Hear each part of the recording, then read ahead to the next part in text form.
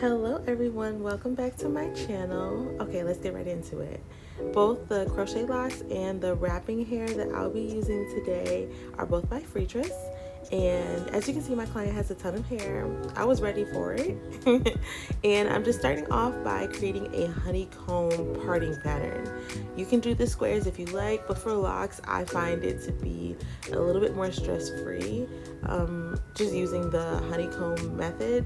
So I'm just going in pre-parting some sections out so that I don't have to do them individually at one time. Like when I say that, I mean like part a section out, braid it down, add the lock, wrap the hair. I kind of like to do the different steps in little segments. It does something for me mentally. I feel like I'm saving time that way.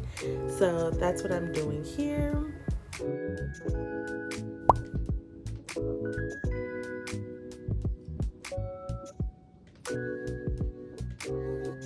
And right here, what you see me doing is just measuring out this section, just lifting it up and down, making sure it's not too big, not too small, and that it matches with the rest of the sections.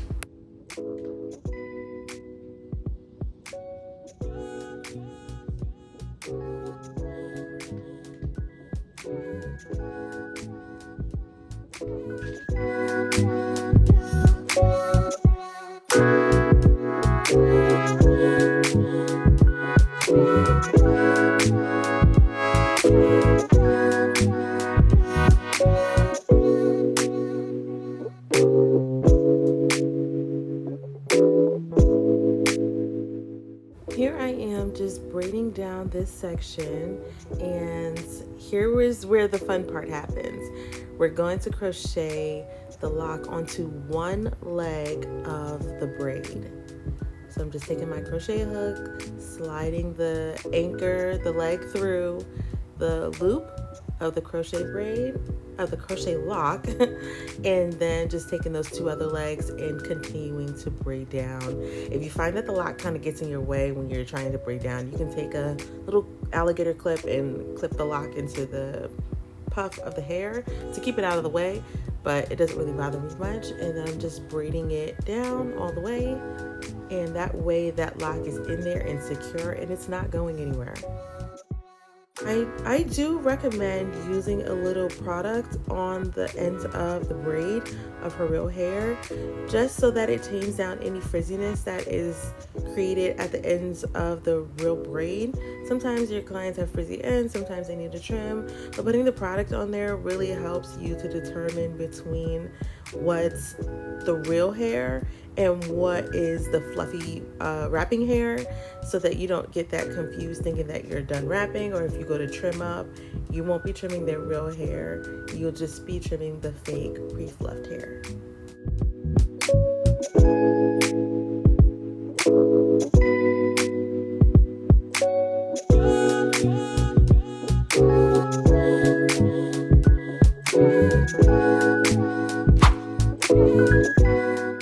Here I am showing that little crochet through the leg trick. Just loop it on, pull it through, pull it out, braid down.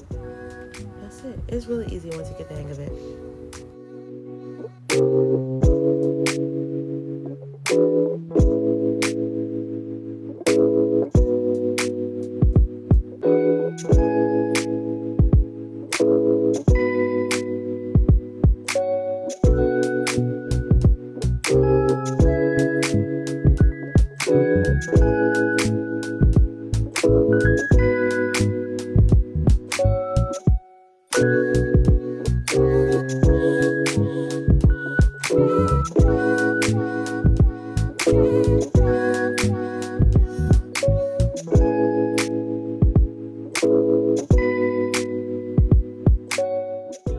Here we are, all complete and done. I'll put in the description box the braid gel also that I use. I love this stuff. She has a nice shine and it dries down matte. So here I am putting the crochet hook through the base of the braid and pulling the tail end of the braid through the base of her braid. And also we're gonna put some pre-fluffed hair through the base of the braid as well. This hair it wasn't the normal hair that I used. I was trying something new. wasn't completely a fan of it, and she ended up having to come back because some of her braids, about 2 or 3 of them, started to unravel with this hair that I used. So I will insert a picture of the hair that I normally use. But here we are, just wrapping the hair. I always wrap clockwise, and I leave about 2 inches of the pre-fluffed hair out on the right side for me to hold down to the base of the braid, and then I use the longer side on the left side to wrap down the length of the lock. I pray that we understood that. I'll explain it again.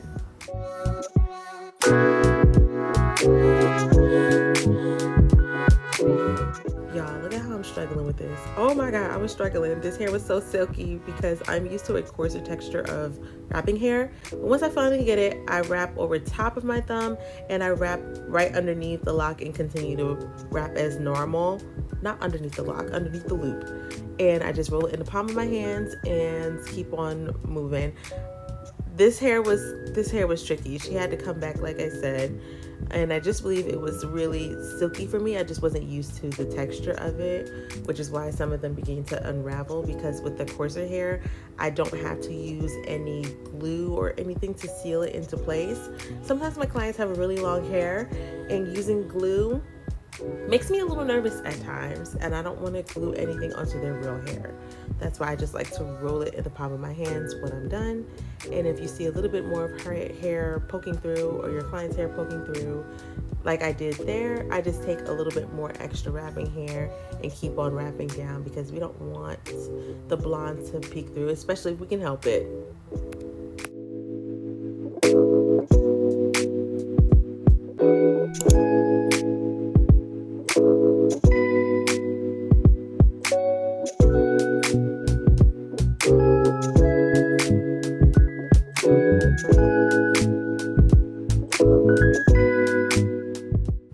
Just a close-up shot of the texture. We love to see it. And here is actually where I ended up going back to the hair that I'm most comfortable with.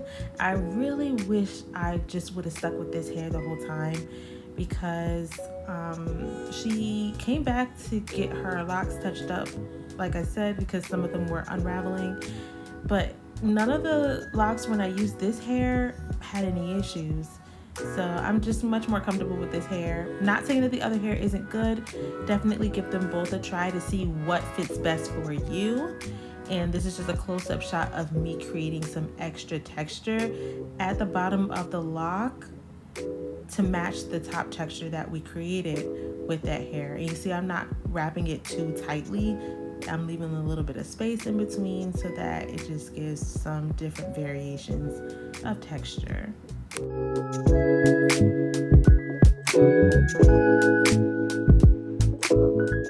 And I like to let my clients know that get the lock installed, that initially after it's complete it will be a little bit stiff, so to not pull it up into a ponytail immediately, just like after you get box braids and you know it needs those few days to really settle in. Same thing goes for locks. And fun fact, it took me 6 hours to install this style. Oh my gosh, guys, I'm obsessed. I love the texture on these locks. Absolutely obsessed with them. And here I am using the BTL Braids Twist Locs Anti-Itch Hydrating Spray. It has a bit of a thicker texture than just water, and it's really good for rehydrating the scalp.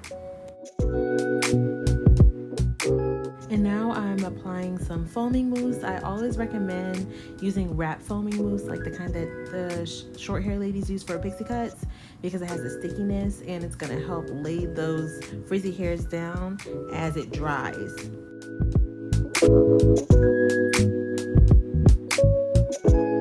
And here I am applying We Hair Therapy Scalp Remedy Oil. This oil is actually from my hair care line, We Hair Therapy, and it's the Scalp Remedy Oil. This oil has helped me grow my edges back after not having any for 4 years after giving birth.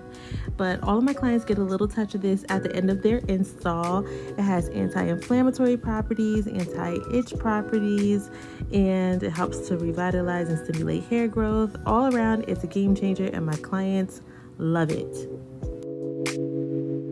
And here we have that final winning shot. So shiny, so hydrated, so moisturized, so texturized. It's just looking fabulous. And if you like this tutorial, please comment, like, subscribe to get more content from me. And I will see y'all later.